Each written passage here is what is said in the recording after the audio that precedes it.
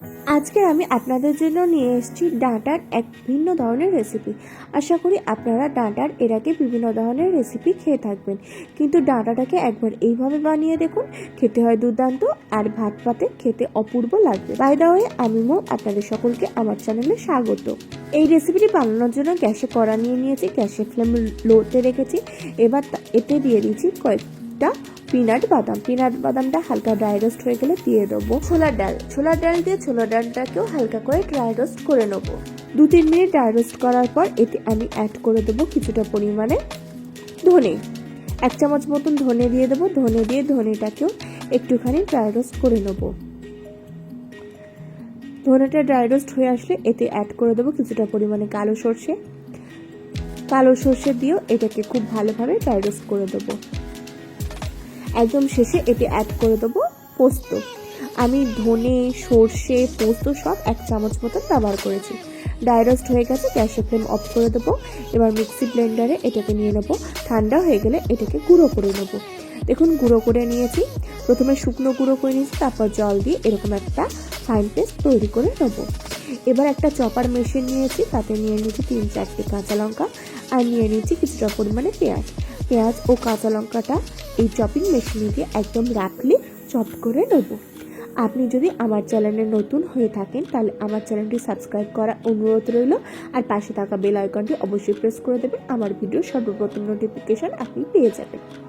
গ্যাসে কড়া নিয়ে নিয়েছি, গ্যাসের ফ্লেম লোতে রেখেছি। এবার এতে আমি দিয়ে দিয়েছি পরিমাণ মতো সর্ষের তেল দিয়ে তেলটাকে কড়াই ভালোভাবে স্প্রেড করে দেবো এবং তেলটা গরম হয়ে যাওয়া পর্যন্ত অপেক্ষা করবো। তেল গরম হয়ে গেলে এতে আমি কেটে রাখা ডাঁটাগুলো দিয়ে দেবো। ডাঁটাগুলোকে উল্টে পাল্টে খুব সুন্দর করে লাল করে ভেজে নেব।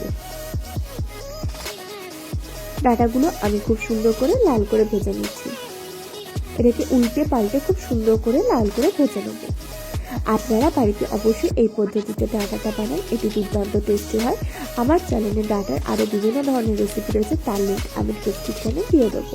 দেখুন ডাঁটাটা ভাজা হয়ে গেছে। এবার ডাঁটাটাকে আমি এই পাত্রে তুলে নিচ্ছি। ডাঁটাটা যখন এরকম লাল হয়ে যাবে একটা পাত্রে তুলে সাইডে রেখে দেবো। এবার ওই কড়াতে আরও কিছুটা পরিমাণে সর্ষের তেল নিয়ে নেব।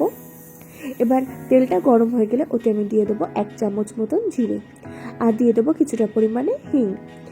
এটা যখন মশলা ভাজা হয়ে যাবে তখন এতে দিয়ে দেবো চপড করে রাখা পেঁয়াজ ও লঙ্কা দিয়ে এটাকে খুব ভালোভাবে ভেজে নেবো।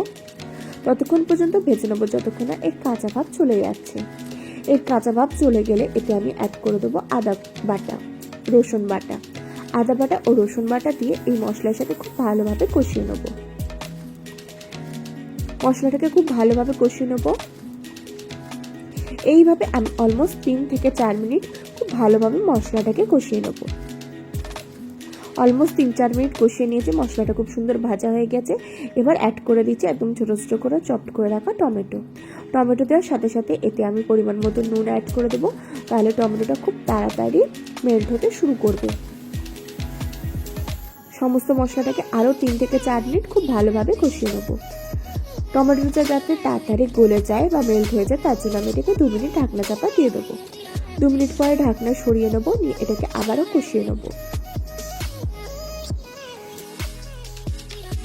দেখুন মশলাটা খুব সুন্দরভাবে কষানো হয়ে গিয়েছে।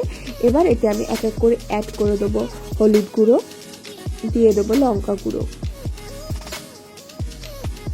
দিয়ে মশলাগুলো আবারও খুব সুন্দরভাবে কষিয়ে নেবো। দেখুন মশলা দিয়ে আমি খুব সুন্দরভাবে মশলাটাকে কষিয়ে নিচ্ছি।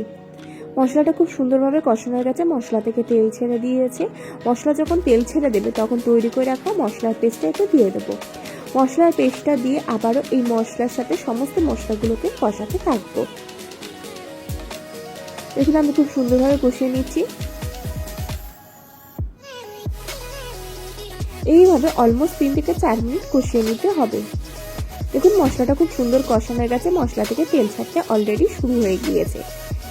মশলা থেকে যখন তেল ছাড়তে শুরু করবে তখন মশলাটাকে আমি আর 2 মিনিট মতন কষিয়ে নিয়ে এখানে কিছুটা পরিমাণে জল অ্যাড করে দেবো। আমি মশলার বাটি ধোয়া জলটাই এখানে ব্যবহার করেছি। দিয়ে খুব ভালোভাবে আমি জলটাকে এই মশলার সাথে কষিয়ে নেব। এবার গ্রেভিটা ফুটে যাওয়া পর্যন্ত অপেক্ষা করব। দেখুন গ্রেভিটা ফুটতে শুরু করে দিয়েছে। আপনারা যেরকম গ্রেভি খাবেন সেই অনুপাতে জলটা এখানে অ্যাড করবেন। আমি এখানে আরেকটু পরিমাণে জল দিয়ে দিয়েছি। এবার গ্রেভিটা ফুটে যাওয়া পর্যন্ত অপেক্ষা করব। গ্যাসের ফ্লেমটা আমি এই সময় হাইতে দিয়ে দিয়েছি। গ্রেভিটা ফুটতে শুরু করেছে। এই সময় ভেজে রাখা সজনে ডাঁটাটা আমি এতে অ্যাড করে দেবো। সজনে ডাঁটাটাকে অ্যাড করে দিয়েছি, দিয়ে এর সাথে খুব ভালোভাবে মিশিয়ে দিয়েছি। গ্রেভিটা খুব সুন্দরভাবে ফুটে গিয়েছে। এবার গ্যাসের ফ্লেমটাকে কমিয়ে দিয়ে এটাকে ঢাকনা চাপা দিয়ে দেবো 3-4 মিনিটের জন্য। 3-4 মিনিট পরে ঢাকনা সরিয়ে নেবো। নিয়ে ডাঁটাগুলোকে একটুখানি উল্টে পাল্টে দেবো, একটুখানি নেড়ে চেড়ে দেবো, দিয়ে এটাকে আবারও ঢাকনা চাপা দিয়ে দেবো 4-5 মিনিটের জন্য। 4-5 মিনিট হয়ে গেছে, আমি ঢাকনাটাকে সরিয়ে নিচ্ছি। ডাঁটাটা খুব সুন্দরভাবে সিদ্ধ হয়ে গেছে এবং আমাদের গ্রেভিটা একদম খুব সুন্দরভাবে রেডি হয়ে এসছে। এটাকে আমি আরও কিছুক্ষণ ফুটিয়ে নেব। আমি কেটে দেখাচ্ছি, দেখুন ডাঁটাগুলো খুব সুন্দরভাবে সিদ্ধ হয়ে গিয়েছে। এটাকে আমি আর 2-3 মিনিট খুব সুন্দরভাবে হাই হিটে ফুটিয়ে নেব।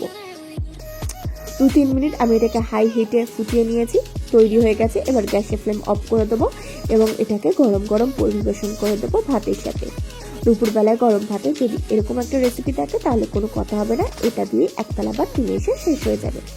আশা করি আজকের ভিডিওটি আপনাদের ভালো লেগেছে। যদি ভালো লাগে তাহলে অবশ্যই লাইক করবেন, কমেন্ট করবেন, শেয়ার করবেন আর আমার চ্যানেলটি অতি অবশ্যই সাবস্ক্রাইব করে নেবেন এরকম নিত্য নতুন রেসিপি সবার আগে পাওয়ার জন্য।